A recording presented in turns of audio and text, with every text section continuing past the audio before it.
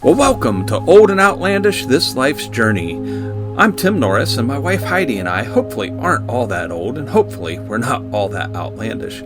But we're headed to Alaska for a 7-week journey. So we ended up having to cross the border into Canada, and we were quite surprised at how many questions the border security agent asked about guns.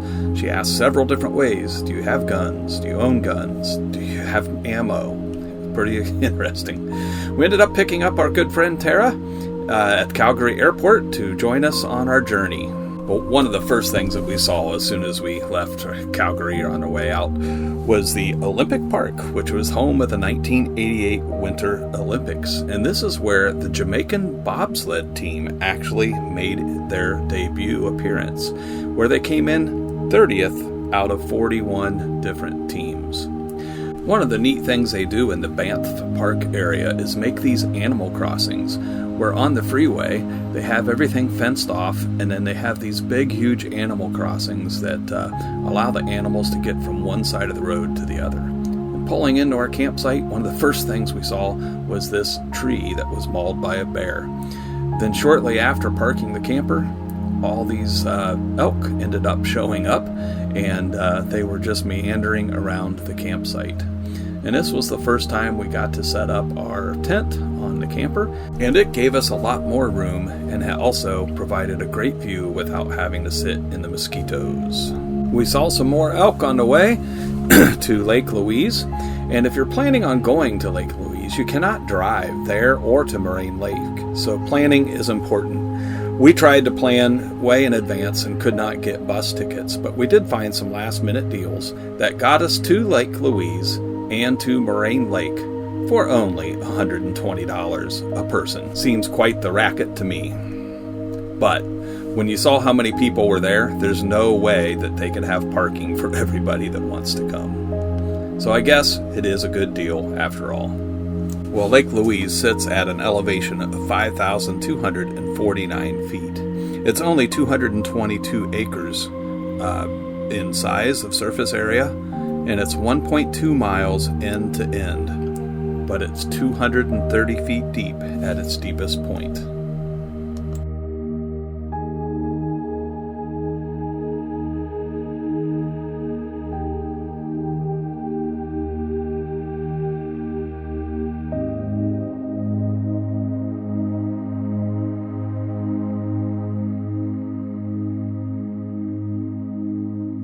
Right at the end of the lake is the Fairmont Chateau Lake Louise 5-star hotel resort.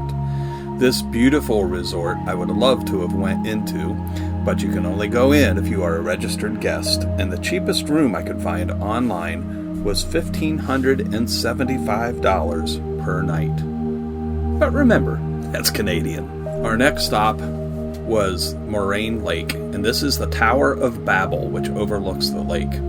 There was a great viewing point that you had to climb up, and you had to climb around these rocks and get up on top. You can see the little bridge down below. But it gave you an awesome view of Moraine Lake. You can see the mountains all over on each side, and it's just the most beautiful, clear water you can imagine. Well, Moraine Lake sits at an elevation of 6,181 feet. It's only 124 acres, and it's 9/10 of a mile long. The deepest part of this lake is 46 foot, and the water temperature is an average of 41 degrees. What a beautiful lake. Sit back and enjoy the views.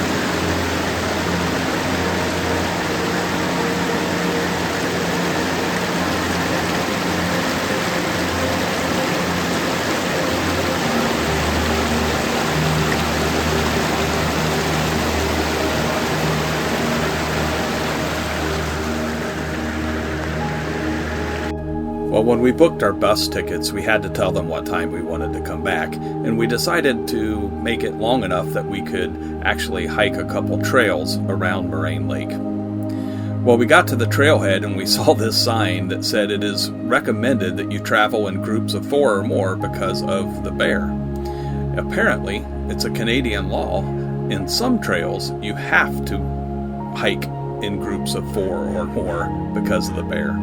Well, we decided since there's 3 of us and Tara had a bear bell and we both had bear spray, we thought we were okay to go ahead and walk the trail. We followed this beautiful stream for another 1,000-foot elevation change, and we got to this meadow where this beautiful green meadow right before a big beautiful lake, and it's called Constellation Lakes. It lays between. However, on the next day, on the Bow Valley Parkway, we saw this beautiful bear just meandering along the side of the road. He would pick up rocks or turn rocks over and look for ants and insects underneath. It was just pretty neat to just sit there and get to watch her as she traveled and hunted.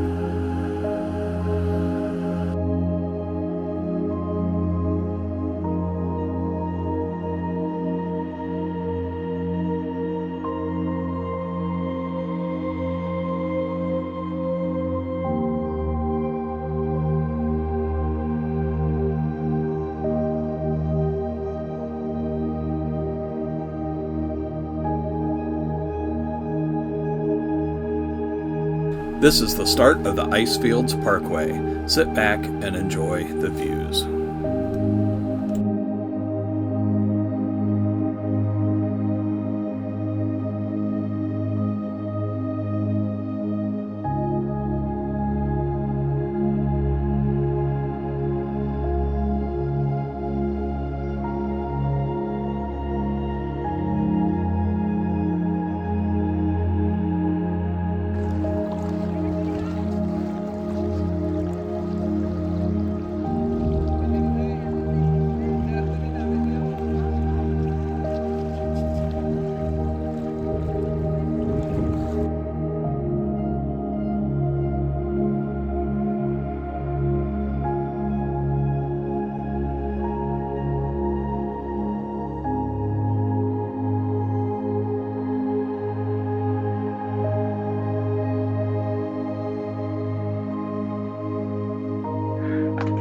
We drove through several miles of burnt forest before we got to our campsite in Jasper.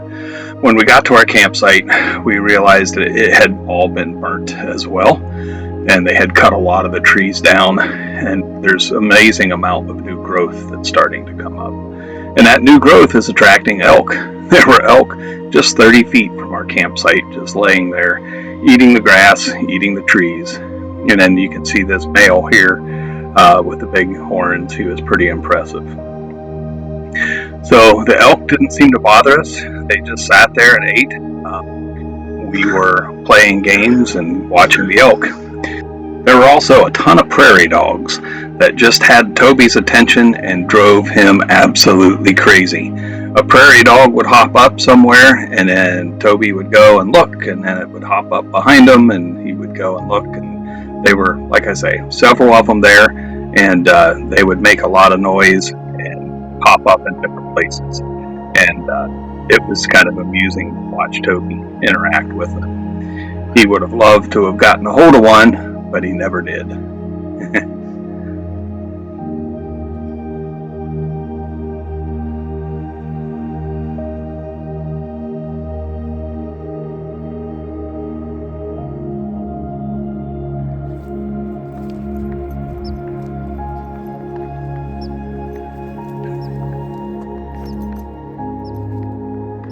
Where is it, Toby?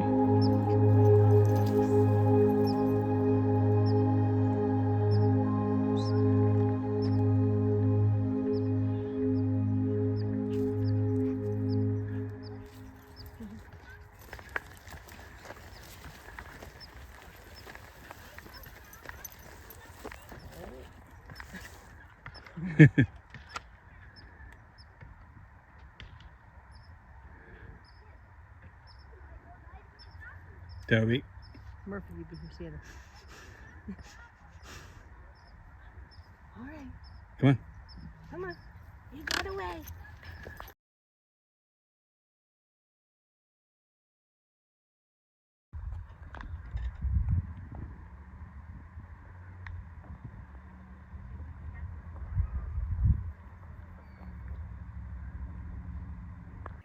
So fortunately, they got the fire out right at the edge of Jasper, and they were able to save the town.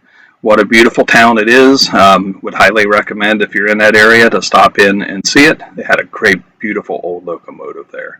Well, Toby hated to see the prairie dogs go as he looked out the window and watched in the mirror, hoping to see prairie dogs again. We saw this really interesting sign about the Fort St. James World Class Chicken Races. Well, we hope you enjoyed this episode of Old and Outlandish, this life's journey. We will see you on the next one.